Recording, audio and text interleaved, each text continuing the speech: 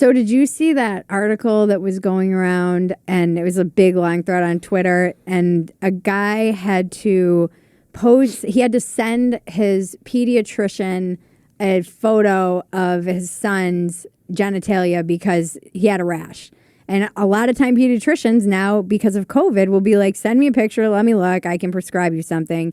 And Google shut down, he had a Gmail, shut down his phone, shut down his phone? What do you mean? Because he had a Google phone. Shut down his phone, what do you shut mean by down his shut Gmail. Down his phone? They like shut his phone down. What do you mean by shut his phone down? What does that mean? He couldn't use his phone. He was unable to use his phone. You mean he couldn't make phone calls with his Android phone? They took all of his pictures. A dad took photos of his naked toddler for the doctor. Google flagged him as a criminal. This is a wild story. They have an automated tool to detect abusive images of children, but the system can get it wrong, and the consequences are serious. What if you shave your junk and you have a little penis and you send it to your girlfriend? And you're just like that? Deleted? Yeah. What if you just have, unfortunately have a micro penis? They're so big. I don't know how you deal with, of course I don't want child pornography out there. So I understand that they're trying to take measures because this is a problem that is now been assisted by technology. But find out about the phone thing, because Google that they shut down his phone, because I was actually very interested in this new Pixel. This new Pixel phone, my friend Brian Simpson has one. And he fucking loves it. Is that the one you can like delete stuff? Delete images in the background? What do you mean? You can delete images in the background? So if you take a picture of like you frolicking on the beach and there's some person in the background you don't want in it, you can just circle it and like it looks like make that person disappear. You can delete things. Well, that's kind of cool. Yeah. Yeah, if there's some fucking asshole giving you a finger behind you. Like, oh, you think you fucked up my picture? But... So Brian's phone he was telling me like all the different, like, it's not, there's pros and cons to data collecting. The pros are that when they data collect, they can find things that you're actually interested in and send those things your way, right? He had to get a new phone. So click on this. Okay.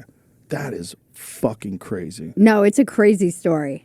It's crazy. And they still won't give him all of his images back. Not only did he lose emails, contact information for friends and former colleagues, and documentation of his son's first years of life, but his Google Fi account shut down, meaning he had to get a new phone number with another carrier. Without access to his old phone number and email address, he couldn't get the security codes he needed to sign into other internet accounts, locking him out of much of his digital life. It's nuts. And I think in the story, and I'm not going to remember the order of operations, but he found out that he had been flagged for this because it automatically got sent to the police, and the police luckily determined that it was not what Google flagged it as. Scroll back up to the top, please.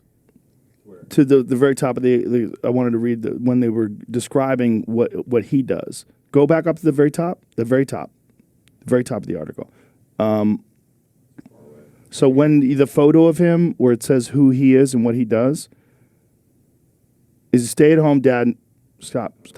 Stay-at-home dad in San Francisco. He grabbed his Android smartphone, took photos to document the problem.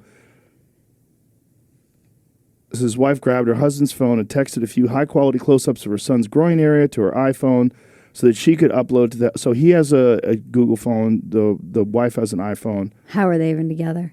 Scroll down. Does it say what he does? This gentleman does? Yeah, it said he was an audio or an engineer of some kind. Yeah, Okay.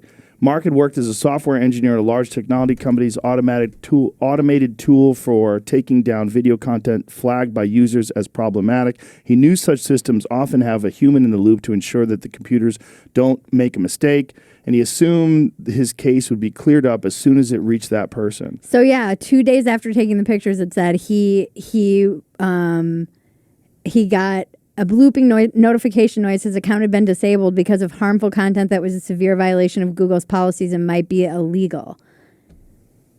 That is crazy that they fucking shut down his phone. But I think I might be mistaken. I don't want to. I've read this story so many times, but again, mom brain. And I believe he found out about it because of that bloop. But then the police got involved and he was cleared, but he still can't even get his stuff back. And it's like all the pictures of his, I just had a kid. I'd be devastated if I lost all of the images. Maybe they can give it back to him. The more eggs you have in one basket, the more likely the basket is to break.